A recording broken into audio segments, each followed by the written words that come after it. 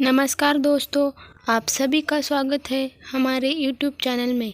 आज हम इस वीडियो में सुनने वाले हैं उत्पन्ना एकादशी की व्रत कथा। मार्गशीर्ष महीने के कृष्ण पक्ष की एकादशी को उत्पन्ना एकादशी कहते हैं। सभी एकादशियों में से ये महत्वपूर्ण एकादशी है।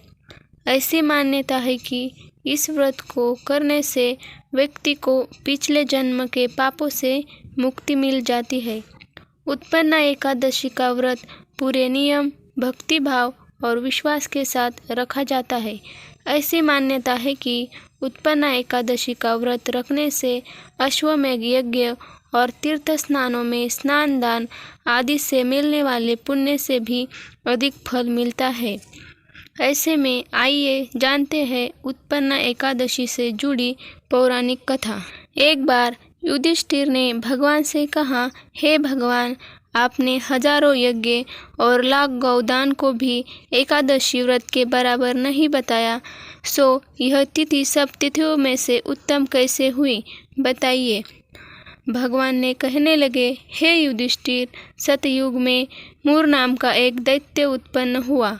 वह बड़ा बलवान और भयानक था। उस प्रचंड दैत्य ने इंद्र, आदित्य, वसु, अग्नि आदि सभी देवताओं को पराजित करके भगा दिया। तब इंद्र सहित सभी देवताओं ने भयभीत होकर भगवान शिव से सारा वृत्तांत कहा और बोले, हे कैलाशपति, मूर दैत्य से भयभीत होकर सब देवता मृत्यु लोक में फिर रहे हैं। तब भगवान शिव ने कहा, हे देवताओं, तीनों लोकों के स्वामी, भक्तों के दुखों का नाश करने वाले भगवान विष्णु की शरण में जाओ। वे ही तुम्हारे दुखों को दूर कर सकते हैं। शिव जी के ऐसे वचन सुनकर सभी देवता क्षीर सागर में पहुँचे। वहाँ भगवान को शयन करते देख हाथ जोड़कर उनकी स्तुति करने लगे कि हे देवताओं द्वारा स्तुति करने योग्य प्रभो, आपको बारंबार नमस्कार है। देवताओं की रक्षा करने वाले मधुसूदन, आपको नमस्कार है। आप हमारी रक्षा करें। दैत्यों से भयभीत होकर हम सब आपकी शरण में आए हैं। आप इस संसार के कर्ता, माता पिता, उत्पत्ति और पालन करता और संहार करने वाले हैं। सबको शांति प्रदान करने वाले हैं। आकाश और पाताल भी आप ही है। आप सर्वव्यापक हैं। आपके सिवा तीनों लोकों में चर तथा अचर कुछ भी नहीं है। हे भगवान, दैत्यों ने हमको जीतकर स्वर्ग से भ्रष्ट कर दिया है और हम सब देवता इधर उधर भागे फिर रहे हैं। आप उन दैत्यों से हम सब की रक्षा करें। इंद्र के ऐसे वचन सुनकर भगवान विष्णु कहने लगे कि हे इंद्र, ऐसा मायावी दैत्य कौन है जिसने सब देवताओं को जीत लिया? उसका नाम क्या है? उसमें कितना बल है और किसके आश्रय में है तथा उसका स्थान कहाँ है? यह सब मुझसे कहो। भगवान के ऐसे वचन सुनकर इंद्र बोले, भगवान, प्राचीन समय में एक नाड़ीजंग नामक का राक्षस था। उसका महापराक्रमी और लोकविख्यात मूर नाम का एक पुत्र हुआ। उसकी चंद्रावती नाम की नगरी है। उसी ने सब देवताओं को स्वर्ग से निकालकर वहाँ अपना अधिकार जमा लिया। उसने इंद्र, अग्नि, वरुण सभी देवताओं पर स्थान अधिकार कर लिया।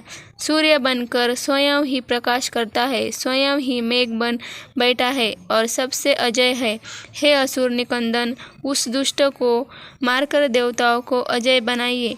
यह वचन सुनकर भगवान ने कहा, हे देवताओं, मैं शीघ्र ही उसका संहार करूँगा।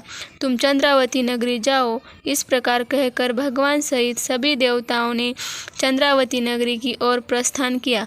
उस समय जब दैत्य मूर सेना सहित युद्ध भूमि में गरज रहा था, उसकी भयानक गर्जना सुनकर सभी देवता भय के मारे चारों दिशाओं में भागने लगे। जब स्वयं भगवान रणभूमि में आए तो दैत्य उन पर भी अस्त्र शस्त्र आयुध लेकर दौड़े। भगवान ने उन्हें सर्प के समान अपने बाणों से बीन डाला। बहुत से दैत्य मारे गए, केवल मूर बचा रहा। वह अविचल भाव से भगवान के साथ युद्ध करता रहा। भगवान जो भी तीक्ष्ण बाण चलाते वह उसके लिए पुष्प सिद्ध होता। उसका शरीर छिन्न भिन्न हो गया, किंतु वह लगातार युद्ध करता रहा। दोनों के बीच मल्ल युद्ध भी हुआ। 10,000 वर्ष तक उनका युद्ध चलता रहा, किंतु मूर नहीं हारा। थककर भगवान बद्रिकाश्रम चले गए। वहाँ हेमवती नामक सुंदर गुफा थी। उसमें विश्राम करने के लिए भगवान उसके अंदर प्रवेश कर गए। यह गुफा 12 योजन लंबी थी और उसका एक ही द्वार था। विष्णु भगवान वहाँ योग निद्रा की गोद में सो गए। मूर भी पीछे पीछे आ गया और भगवान को सोया देखकर मारने को उद्युक्त हुआ। तभी भगवान के शरीर से उज्ज्वल कांतिमय रूप वाली देवी प्रकट हुई। देवी ने राक्षस मूर को ललकारा, युद्ध किया और उसे तत्काल मौत के घाट उतार दिया। श्री हरि जब योग निद्रा की गोद से उठे तो सब बातों को जानकर उस देवी से कहा कि आपका जन्म एकादशी के दिन हुआ है, अतः आप उत्पन्ना एकादशी के नाम से पूजित होंगी। आपके भक्त वही होंगे जो मेरे भक्त हैं। जय श्री हरि।